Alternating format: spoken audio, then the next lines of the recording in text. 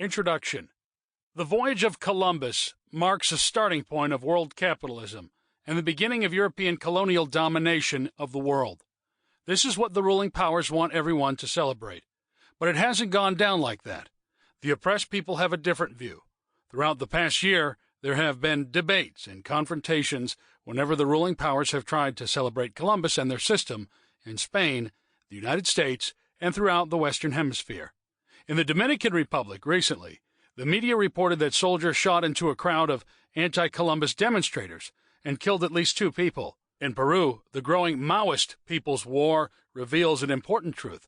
The world system that emerged since Columbus is under assault. Its days are numbered. The proletariat and oppressed peoples have nothing to celebrate on October 12th. The Columbus anniversary is a celebration of mass murder, slavery, and conquest. More, it exalts the continuing oppression of billions of people today. Columbus is something only oppressors or fools could celebrate. This article was first published in the Revolutionary Worker a year ago. It sketches the true history of this so-called first encounter. It is said that the Columbus voyage was the first encounter between the New World and the Old World. This is contrary to all known information.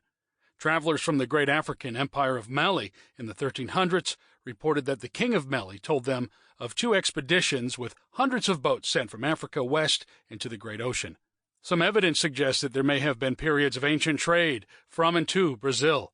There is physical evidence of a settlement dating back to the year 1000, and by the time of Columbus himself, it had become routine for English fishermen to travel across the Atlantic to fish the Outer Banks, where they often caught sight of the mainland in the west. Although the historical record suggests as many as 20 contacts sighting before Columbus, why then is the Columbus voyage considered first? Because for the modern ruling classes, the important point is not the actual contact between peoples. It is the world historic growth of capitalism in Europe made possible by the plunder of the Americas. And that did not start before Columbus. The above quotes are selected to illustrate the fact that Christopher Columbus discovered absolutely nothing, that he was an adventurer, an opportunist, and a willful murderer, and a liar, and that what he set in motion was the basis of Western capitalism and exploitation of both Africans and indigenous Americans, who had committed no crimes against European people and did not know of European intention to conquer and enslave them. Both the Africans and the indigenous Americans befriended the Europeans at first, only to be rewarded by enslavement.